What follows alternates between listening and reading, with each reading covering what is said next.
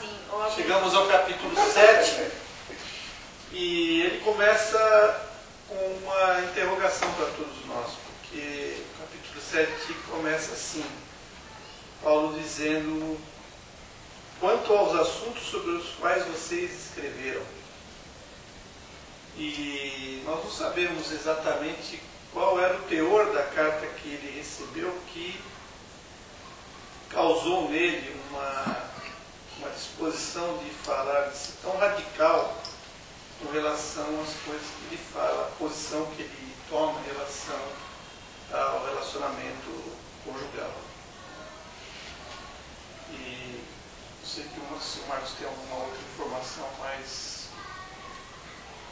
a pergunta é essa: o que será que escreveram? Qual era o problema que eles estavam vivendo naquela comunidade que traz a Paulo uma... Ninguém mandou casar, né? Só faltou falar isso. É. Mas o que a gente sabe da cultura que eles viviam é que a monogamia não era usual. Exigência. não era isso, não era uma coisa, não era uma prática, ou melhor, a poligamia não era uma prática condenável. A cidade tinha um histórico de profetisas, né? De prostituição, uma libertinagem muito grande, sexual, e homossexualismo, enfim. Essa questão sexual, da sexualidade para os coríntios era bem complicada. Então Paulo começa respondendo a eles sobre alguma coisa que começa a dizer assim: é bom que o homem não toque em mulher, mas por causa da imoralidade cada um deve ter a sua esposa e cada mulher o seu próprio marido. Então a gente logo vê que Paulo ele vai falar ele vai falar em favor da monogamia, né? De um só marido, uma só mulher, e que o marido e a mulher deveriam um ser para o outro.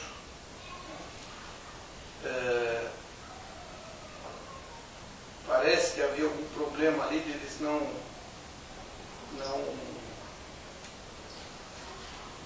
estarem querendo satisfazer um ao outro sexualmente, porque ele fala que um não deveria impedir o outro, né? Fica muito claro aqui no texto. A mulher não tem autoridade sobre o seu próprio corpo, mas sim o marido. Da mesma forma, o marido não tem autoridade sobre o seu próprio corpo, mas sim a mulher. Não se recusem um ao outro por mútuo consentimento e durante certo tempo. Não se recusem um ao outro, exceto por mútuo consentimento e durante certo tempo, para se dedicarem à oração. Depois unam-se de novo, para que Satanás não os tente por não terem domínio próprio. Então, fica muito claro que ele também estava dando essa palavra de resposta, né, que eles não se evitassem e que eles pudessem, enfim, a situação era essa. Por favor, professor. Não adianta nada ficar olhando. Não, muito pelo contrário. Alguém quer Porque fazer você é a nossa esperança. Entendi. Bom, Tem continuando. uma cartinha na manga. Essa é a nossa esperança. Você vai falar. Então, Então, isso aí está escrito aí, mas... Gostaria que todos os homens fossem como eu, mas cada um tem o seu próprio dom da parte de Deus, um de um modo, outro de outro. Digo, porém, aos solteiros e às viúvas, é bom que permaneçam como eu. Mas, se não conseguem controlar-se, mas é melhor casar-se do que ficar ardendo no desejo. Então, daí nós entendemos que Paulo Não tinha desejo.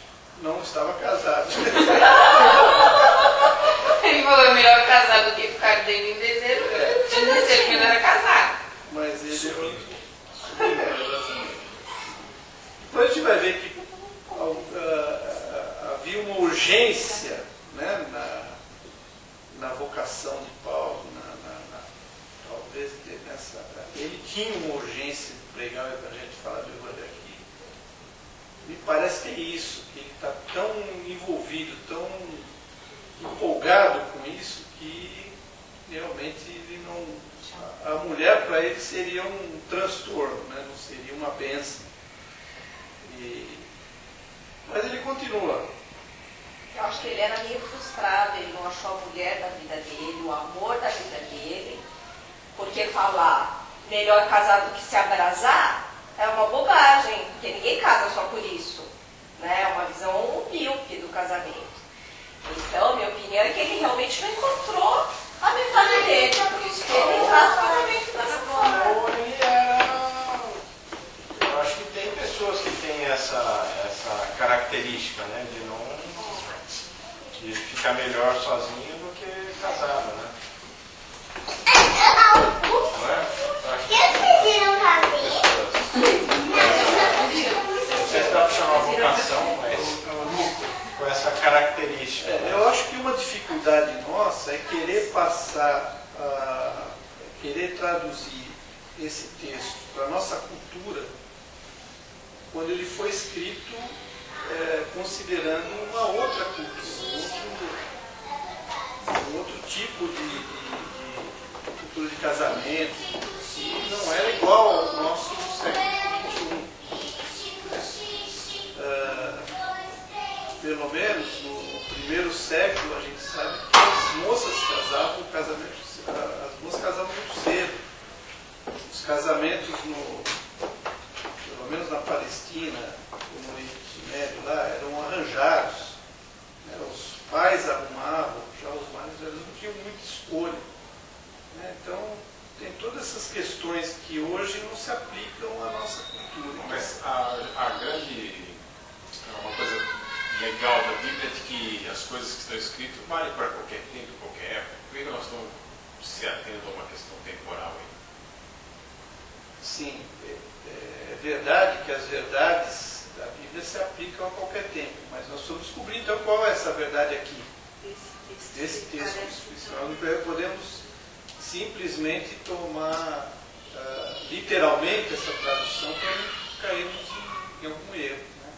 Então, nosso esforço é descobrir o que será que eles escreveram para Paulo, que Paulo está dando essas respostas. Né? A primeira resposta dele é que, olha, vocês não devem se evitar um ao outro, né?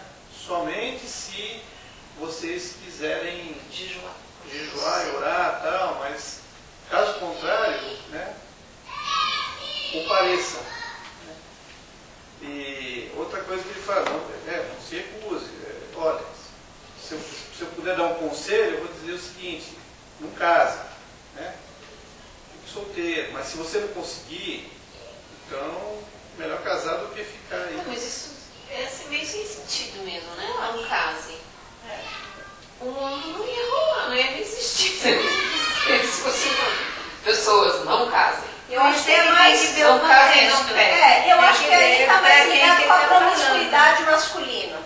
Por que masculina? Sim, por quê? O homem ou é a homossexualidade ou tem mulher a promiscuidade masculina, porque ele começa o texto. Não, olha só como ele começa o texto. Não toque mulher. É bom que o homem não toque mulher. Ele não está falando, depois ele fala para o casamento. É bom que vocês não casem. Ele fala, é bom que não toque em mulher, porque ele está falando isso por causa da imoralidade. Exato, porque então não tinha sexo em casa, os homens iam buscar as prostitutas, e o que gerava até um ambiente promíscuo naquela igreja. Isso que eu estou entendendo. Possibilidade. Porque não toque mulher. Depois ele fala, não se atenham de fazer sexo, vira um contrassenso. Não, mas aqui aqui o que ele está Sexo no falando. casamento. Não case se você pode se controlar. Se não case, estando casado, um não negue ao outro. Mas por que ele fala então no começo, não toque mulher? Porque Fora de casa. Então, sexo sem tocar mim, Não tem. só se for um sexo tântrico, só ou virtual. Virtual, aí já está no século XX. Coisa bem...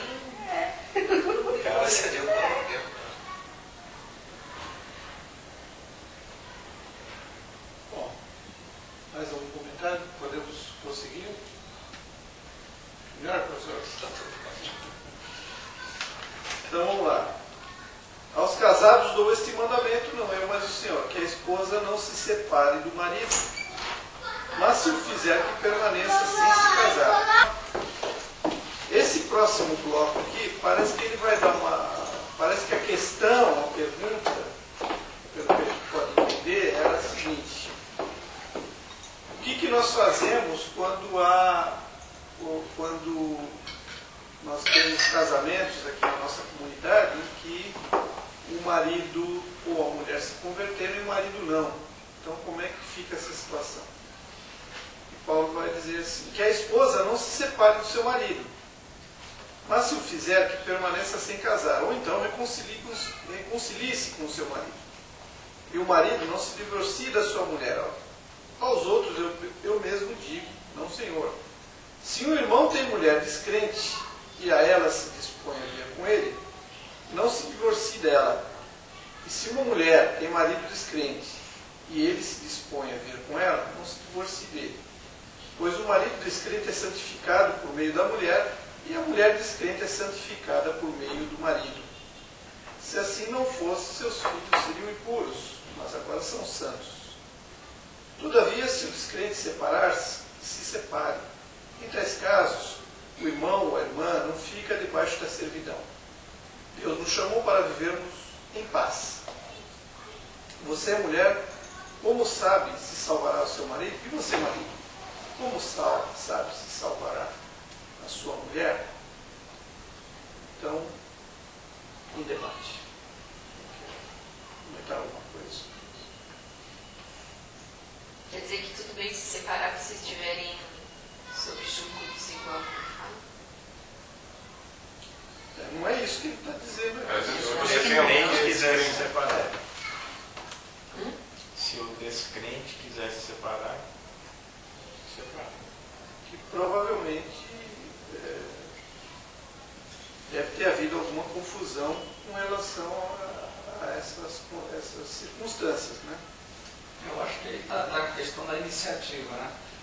Quer dizer, se você é crente, você não deve rejeitar o seu cônjuge descrente. Você crente, homem ou mulher. Agora, se partir para outra parte, é isso? O desejo da separação, ele não pode impedir que isso seja feito, porque o outro não está sob a mesma orientação divina. Deixa eu só falar uma Tá, pois não. que o Mari falou, e o Mari colocou o seguinte: a Bíblia é um livro cujas verdades são para qualquer tempo, qualquer lugar. Eu gostaria de fazer uma distinção aqui. Paulo está fazendo essa distinção aí. A Bíblia é um livro que contém várias palavras.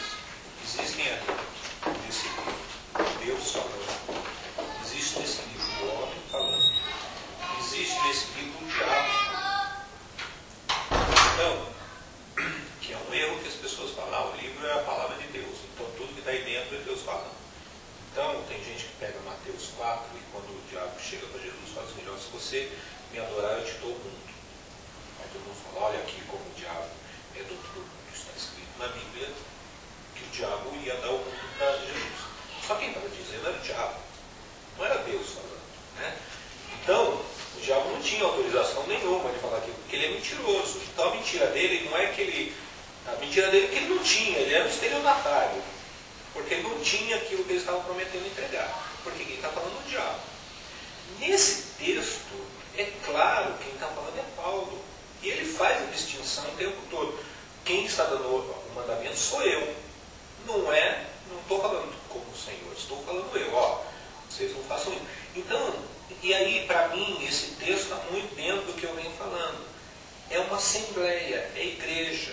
E Paulo, dentro da assembleia, ele está dizendo, eu vou falar. Não é o Senhor que está falando aqui, eu não tenho mandamento nenhum. O que eu vou falar é a minha opinião. Se você está casado com um incrédulo e o incrédulo fala para você que você separa. Em que momento que, às vezes, é interessante às vezes enxergar que em alguns momentos a gente tem que saber que é Deus que falou através da pessoa. E tem outros momentos que é a opinião do cara que a gente separa. Mas aí que está. A verdade, aí você perguntou, qual é a verdade? A gente tem que perguntar neste texto, no meu ponto de vista, qual é a verdade do texto. E a verdade não é a aparência do texto. Não é o que está sendo dito, mas é o porquê está sendo dito.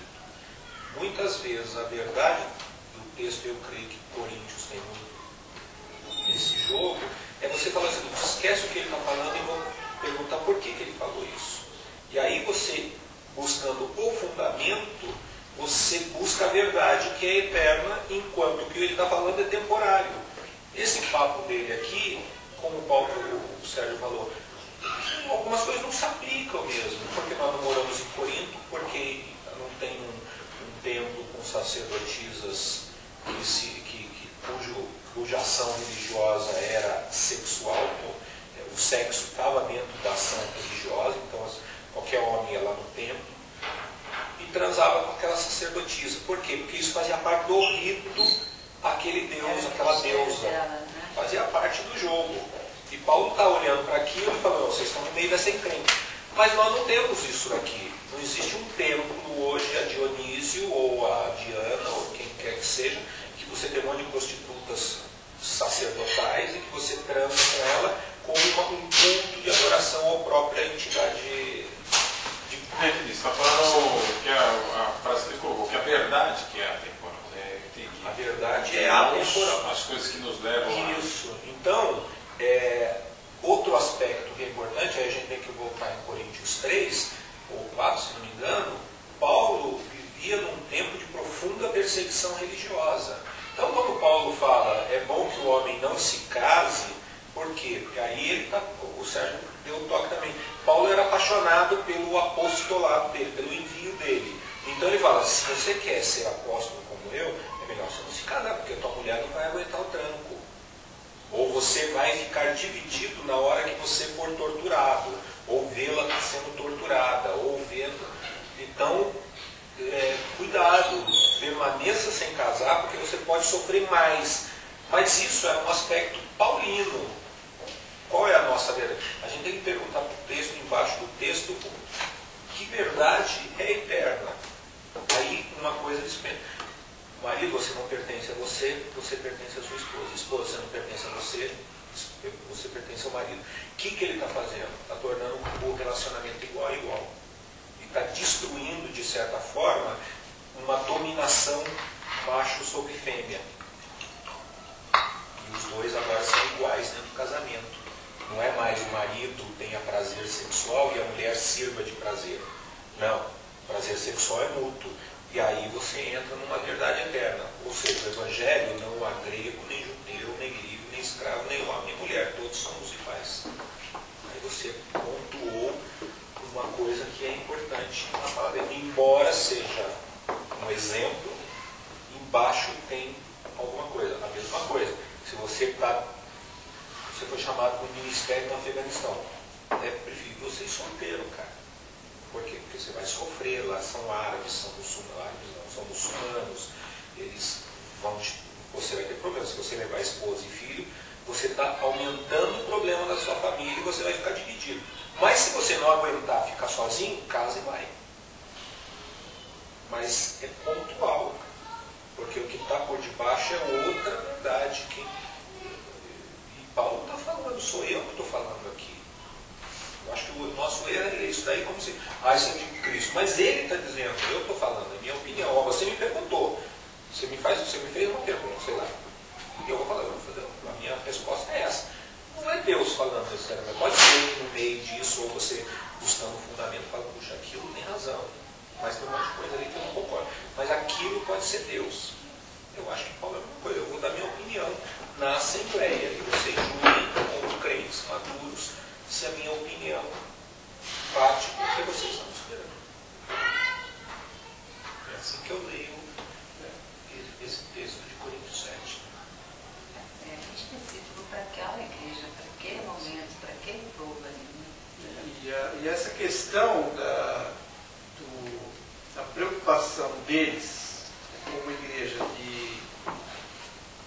dessa formatação da igreja e de como eles deveriam ser na igreja, no caso de o crente com o descrente, ele continua agora falando, né, sobre aquele que tinha sido circuncidado ou não. Ele fala também do escravo e do servo, quer dizer, como é que fica isso? Essa era a preocupação daquela igreja. E ele é bem claro, ele fala, olha, nada disso importa, importa que vocês obedeçam a Deus.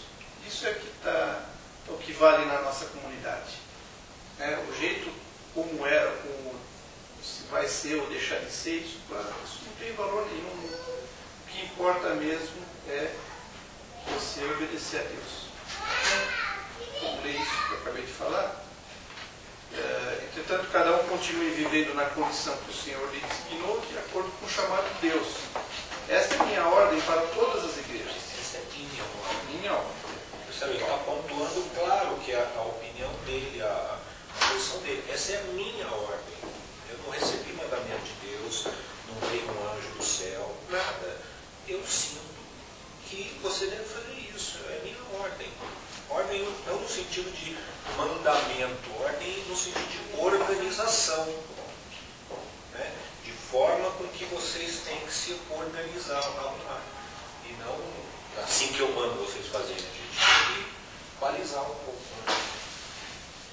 Né? Foi alguém chamado sendo circunciso? Não desfaça a sua circuncisão. Foi alguém chamado sendo incircunciso? Não se circuncide. A circuncisão não significa nada. Em circuncisão também nada. Então, o que importa é obedecer aos mandamentos de Deus. Cada um deve permanecer na condição em que foi chamado por Deus. Foi você chamado a ser escravo? Não se incomode com isso. Mas se você puder conseguir a liberdade, consiga. Pois alguém que, sendo escravo, foi chamado pelo Senhor, é liberto, pertence ao Senhor. Semelhantemente, aquele que era livre, quando foi chamado, é escravo de Cristo. Vocês foram comprados por alto preço. Não se tornem escravos de homens. Irmãos, cada um deve permanecer diante de Deus na condição que foi chamado. Então, ele está respondendo essa inquietação da igreja, né? Como que eles deveriam ser agora como cristãos. E Paulo fala isso, olha, vocês sejam como vocês eram. Vocês apenas devem ser obedientes a Deus. Continuemos. Quanto às pessoas virgens, não tem o mandamento do Senhor, mas do meu parecer, outra vez. Como alguém que, pela misericórdia de Deus, é digno de confiança. Por causa dos problemas atuais, penso que é melhor o homem permanecer como está. Você está casado? Não procure separar-se. Está solteiro? Não procure esposa. Mas se vier a casar-se, não comete pecado. E se uma virgem se casar? Também não comete pecado. Mas aqueles que se casarem enfrentarão muitas dificuldades na vida. E eu gostaria de poupá-los disso. O que quero dizer é que o tempo é curto. E agora em diante, aqueles que têm esposa vivam como se não tivessem. Aqueles que choram como se não chorassem. Os que estão felizes como se não estivessem. Os que compram algo como se nada possuíssem. Os que usam as coisas do mundo como se não as usassem. Porque a forma presente deste mundo está passando. Gostaria de vê-los livres de preocupações. O homem não é casado preocupa-se com as coisas do Senhor, em como agradar ao Senhor. Mas o homem casado preocupa-se com as coisas deste mundo, em como agradar a sua mulher. E ele está dividido. Tanto a mulher não casada como a virgem preocupam-se com as coisas do Senhor, para serem santas no corpo. Mas a casada preocupa-se com as coisas deste mundo, em como agradar o seu marido. Estou dizendo isso para o próprio bem de vocês, não para lhes impor restrições, mas para que vocês possam viver de maneira correta, em plena consagração ao Senhor. Se alguém acha que está agindo de forma indevida diante da virgem, e quem está noivo, e ela está passando da idade, achando que deve se casar, faça como achar melhor. Com isso, não peque. Case-se. Contudo, o homem que decidiu firmemente em seu coração que não se sente obrigado, mas tem controle sobre a sua própria vontade, e decidiu não se casar com a virgem, esse também faz bem.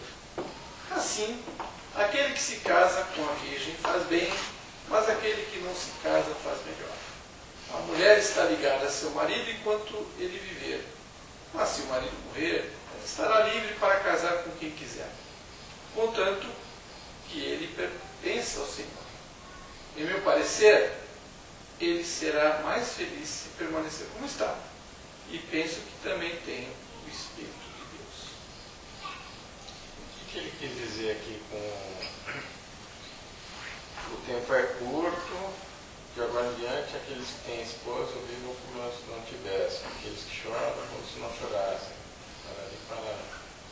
Me parece, Marcos, por favor, me corrija se eu estiver errado, mas me parece que havia uma expectativa também da volta de Cristo. Né? Então, duas situações, uma de perseguição contra os cristãos e uma outra de da volta iminente de Cristo. Né? Tanto que a gente vai ver ele debatendo isso, tentando consertar esse problema com outras comunidades. Né?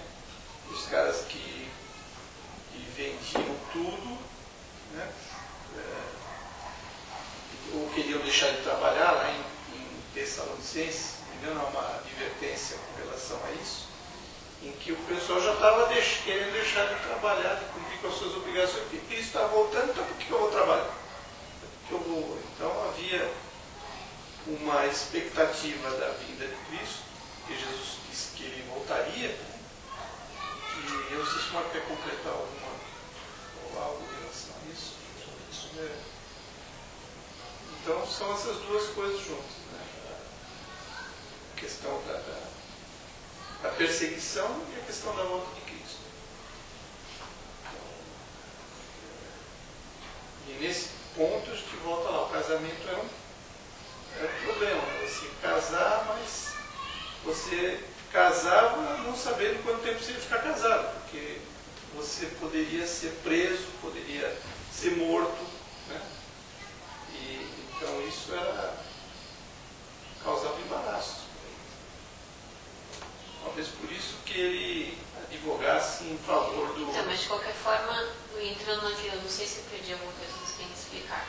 Você falou sobre a Bíblia atemporal. O que de mensagem atemporal a gente tira desta?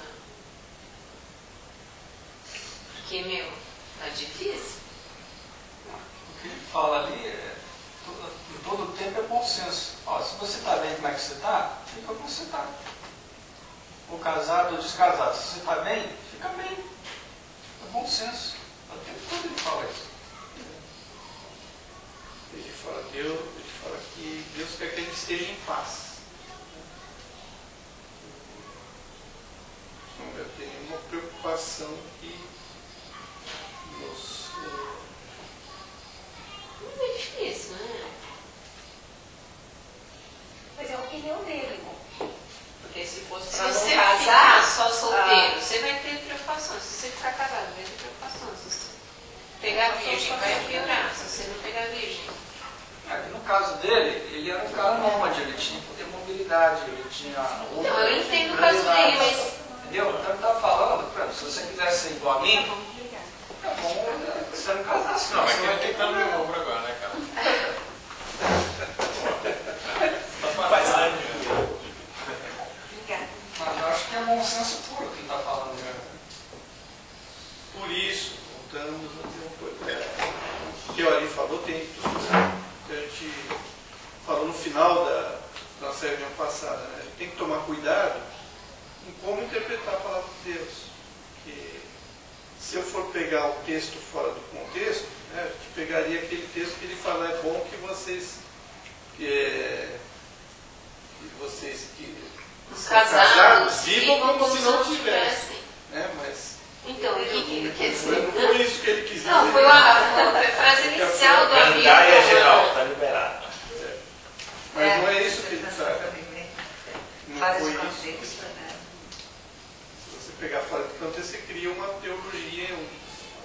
Era isso que eu não estava esperando que vocês fossem falar hoje.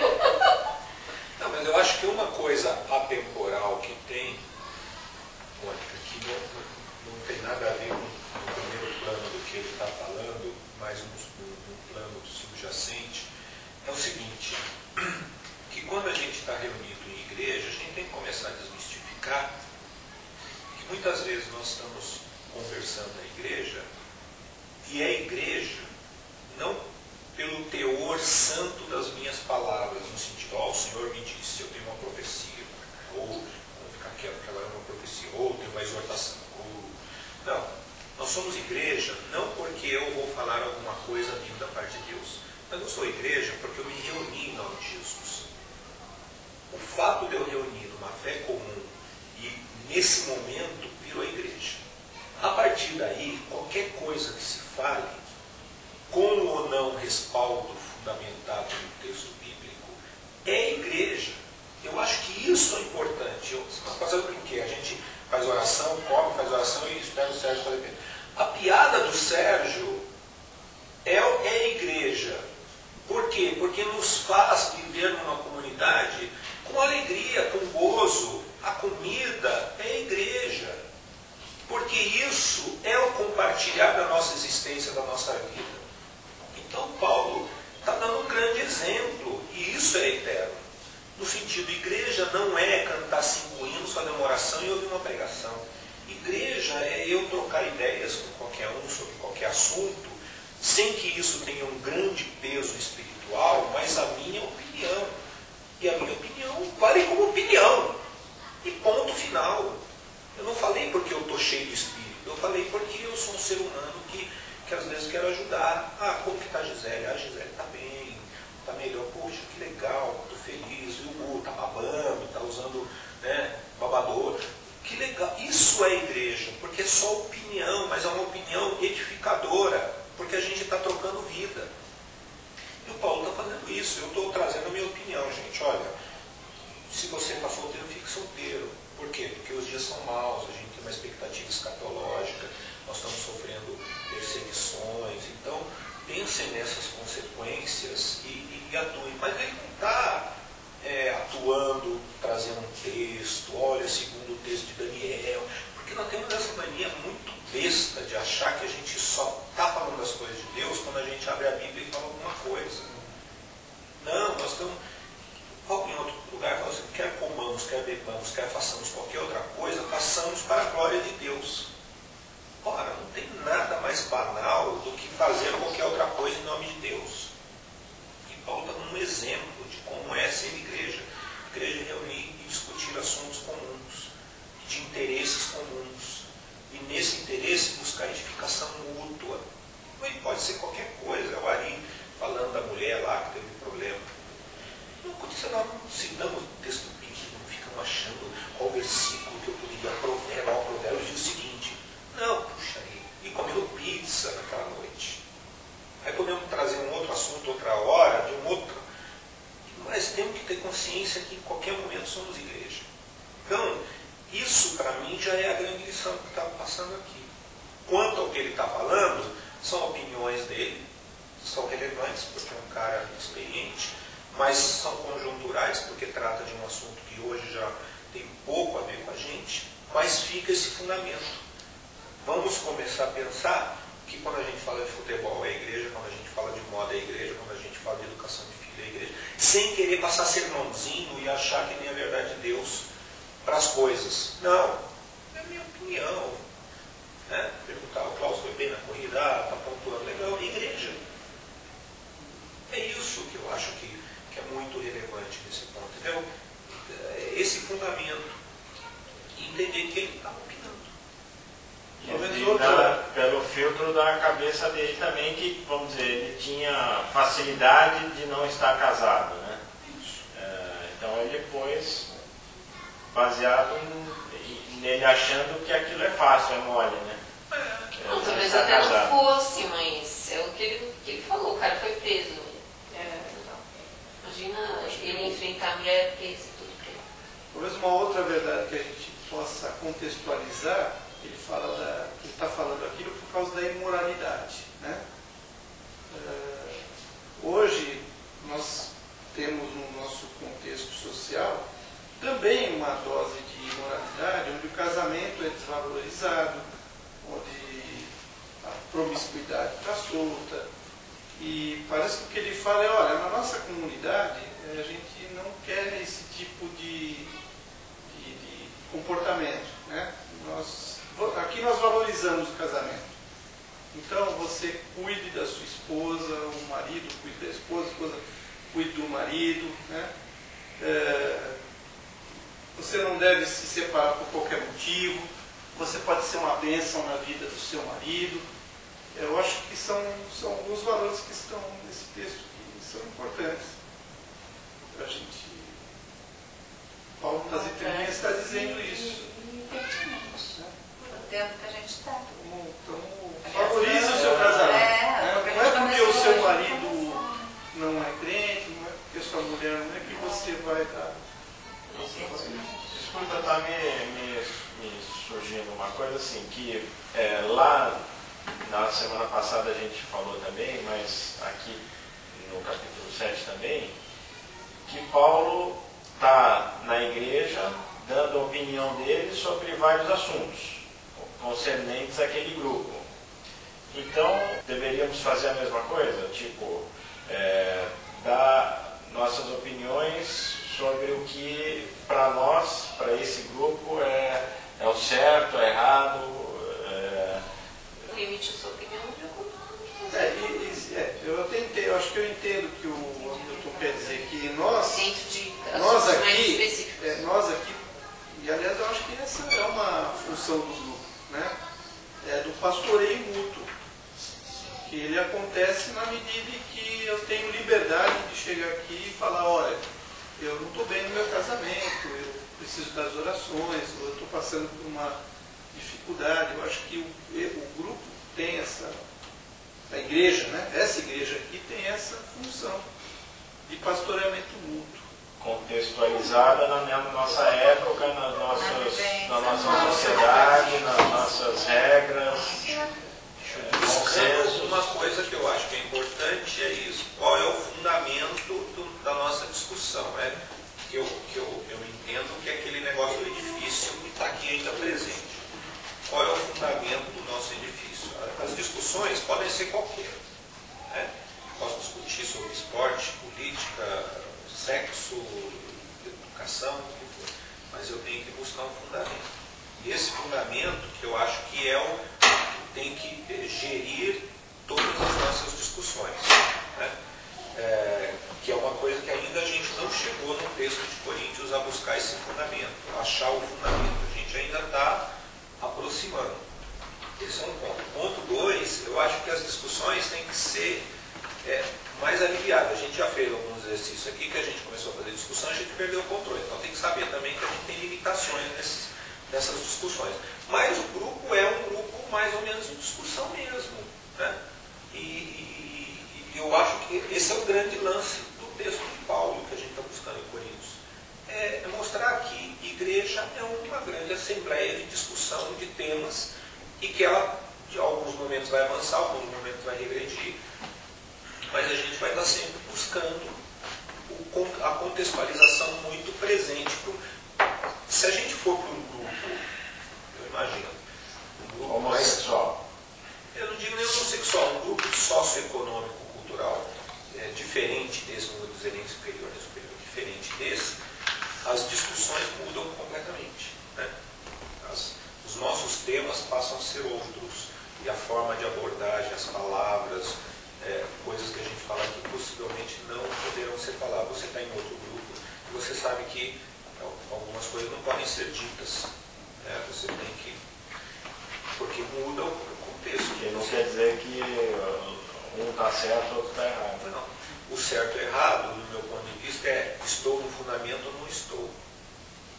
Toda a minha leitura hoje do texto de Paulo eu estou conduzindo de forma tirânica ou não as minhas relações. Eu estou promovendo a liberdade ou estou promovendo a dependência. E aí eu vou responder mais ou menos no fundamento, tá? Chegando nisso. A questão que eu tratei da imoralidade. Para mim, a imoralidade é a coisificação. Quando eu falei isso, eu estou dizendo, toda vez que eu coisifico você, eu uso você como plataforma para me engrandecer, então eu saio fora. Agora, a discussão mais eu não quero. Desde que eu valorize a individualidade e a liberdade. O Paulo está falando isso quando fala que o homem não pertence assim mais à mulher e a mulher não pertence assim mais ao homem. Ele está falando, vamos parar com a tirania. E tratem-se igual. Isso é revolucionário para 2000 anos. Eu acho que é para hoje isso. Para hoje. Ele não radicalizou em nenhum momento. Apesar de ser reconhecido como uma autoridade espiritual, ele não radicalizou. Ele deixou o convívio social, cada um dentro da sua circunstância, né, se aceitasse daquela forma e procurasse viver sem culpa. Ele poderia radicalizar. Bom, agora o Paulo vai falar. O que ele falar agora, ele pode falar o que ele quiser, porque ele está investido da autoridade, mas ele não fez isso. Mas é bacana isso, né? Isso tudo que o Marcos falou, essa maneira da gente reler a Bíblia, né? Porque nós fomos criados, aprendemos na nossa juventude, nós que somos de igreja tradicional, né? A nossa leitura da Bíblia no passado era, infelizmente, muito diferente. E como é que lia, por exemplo, isso na igreja tradicional? Uma leitura cega, como se tudo que tivesse na Bíblia fosse a palavra de Deus. E aí as pessoas entendiam que era melhor não se casar. E viviam nesse dilema. Poderiam chegar aqui. A igreja tradicional também tinha um negócio, né? Ela lia aquilo que lhe convinha. Quando chegava em algum assunto polêmico, ela simplesmente pulava a questão dos dons. Não se estudava. Nós vamos passar agora aqui para frente, talvez comece a estudar os dons, capítulo 9, 10, 11. Não se falava disso, porque era para a igreja tradicional, falar em dons, Espírito Santo era um negócio. Mas acho que uma coisa importante também é que a gente, do jeito que você está colocando, não passa uma ideia de que agora chegamos à verdade. E a Bíblia é uma fonte inesgotável, é isso. E você vai sempre descobrindo mais coisas. Então, fatalmente, acho que daqui a algum tempo a gente vai olhar para trás e vai falar. Sem dúvida, Muita risada. Pensava. Isso é legal filmar, porque a gente vai dar risada daqui a um ano, né? As besteiras que a gente está A falando gente já está hoje. entendendo um pouco melhor. Você não falar, nossa, como eu podia estar pensando assim, que besteirada, que hoje a gente está falando, putz, legal, tal. Mas, inevitavelmente, né, eu quando tinha meus 16 anos, eu fazia todos os estudos bíblicos num caderno, eu escrevia, né. Aí quando eu tinha meus 25 anos, um dia eu peguei o caderno e falei, nossa, que horror, como que eu pude pensar isso? Mas na época era uma coisa... Mas era uma maturidade que você tinha para estar entendendo. Era o contexto que a gente... As informações todas também eram pequenas. Né? Nosso contexto social era de repressão, era de de obediência cega. Então, Paulo ser radical aqui não era diferente dos nossos professores, dos nossos pais, do contexto que a gente vivia. Até dentro da igreja, então, pior ainda, que era muito mais. Então, era. O Marcos usou a palavra tirania, né? Havia uma tirania muito forte. E hoje, assim, comparando o tempo pelo menos da minha infância, adolescência, juventude, hoje eu consigo enxergar na comunidade que eu convivo um cristianismo mais puro, menos hipócrita. Né? Porque a gente vivia debaixo de uma hipocrisia, devido a gente fazer leituras radicais, leituras não contextualizadas, como você está falando. E isso a gente vai, com o tempo, eu acho que você que veio, assim, começou a estudar e a conhecer Jesus aqui nesse grupo é um privilegiado, porque ele não tem nada daquelas coisas, né, que a gente teve como peso. Você é muito mais aberto para estar entendendo o que a gente está falando aqui agora, entendeu? E foi tudo tão... A gente tem um grupo aqui mais amadurecido. E a gente consegue não ter certos paradigmas, preconceitos. Eu acho que Paulo está tão atual aí. Parece que ele falando aqui. Eu já participei de culto que o pastor falou do começo ao fim sobre a submissão feminina. Eu falei, esse cara está passando o recado para a mulher dele, não é possível. Porque era uma opressão mesmo. E a gente ouvia isso. Opressão e hipocrisia. Gente. E hoje a gente consegue se manifestar, entendeu? A gente consegue viver de verdade o cristianismo. Eu me sinto assim, atualmente, mas... Por outro lado, né, o Sérgio, pegando essa tua linha, né, o Sérgio ali falava uma coisa que eu acho que vale uma cacetada aqui. É importante. Hoje em dia, um amigo meu falou isso no mestrado e eu sempre reparo. Hoje em dia, os textos menos lidos, ali, se você pega na televisão, no rádio, os textos menos lidos da Bíblia hoje são de Jesus. As pessoas leem, a tua camiseta é bem típica disso, leem muito o Velho Testamento. Então, as igrejas abrem Crônicas, Samuel, Gênesis, Salmos, principalmente os reis, né, juízes, Josué, porque ali você tem uma expressão de Deus muito forte, muito, vou colocar aqui, máscula, né? Um Deus que faz, que quebra, que arrebenta, que mata, que lidera a guerra. E muito pouco se lê Jesus. Que a gente tem que ver hoje Jesus. E aí nós temos que perguntar o porquê que isso é feito. É a mesma coisa que o Sérgio falou. Pula-se textos inteiros, ou livros, ou porque eles não trazem, eles não fundamentam, eles chocam com aquilo que as pessoas querem falar hoje em dia. Então você tem que falar de submissão ao pastor, submissão, cobertura espiritual, uma palavra linda. Quem que você busca? Você busca um profeta, você busca um rei, você busca um sacerdote do Velho Testamento. Porque se você for para o Novo Testamento, Jesus fala, o reino está em vós.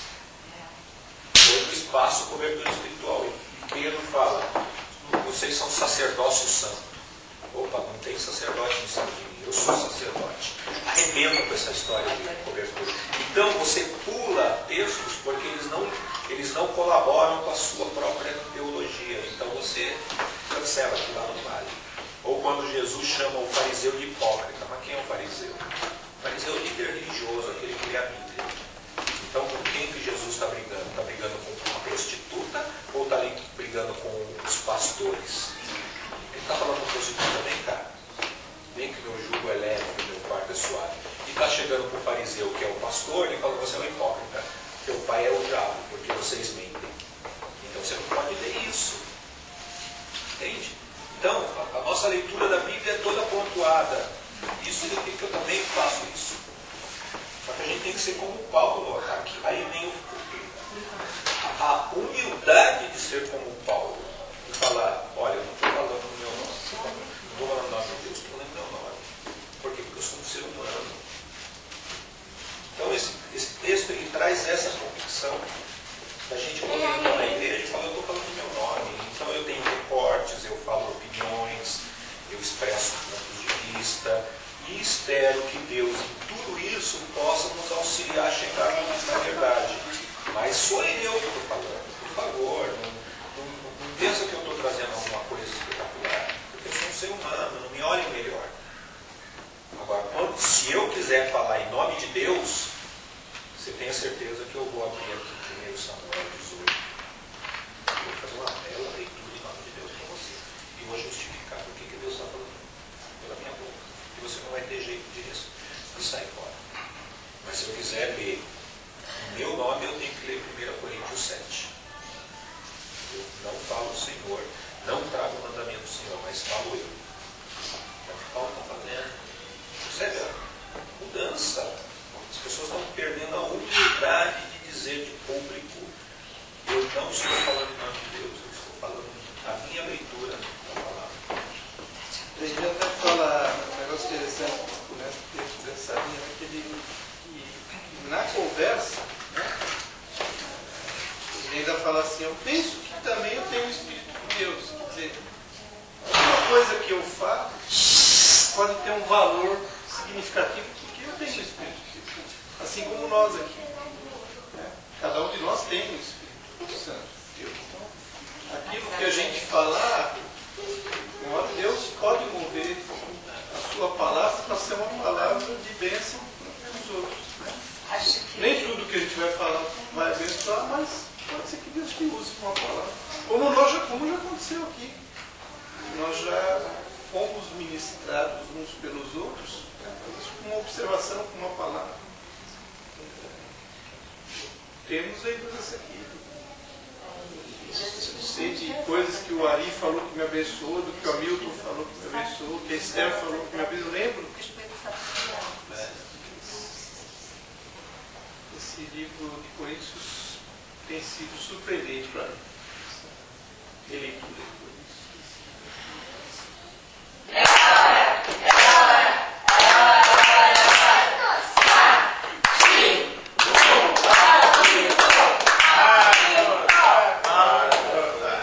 Márcia!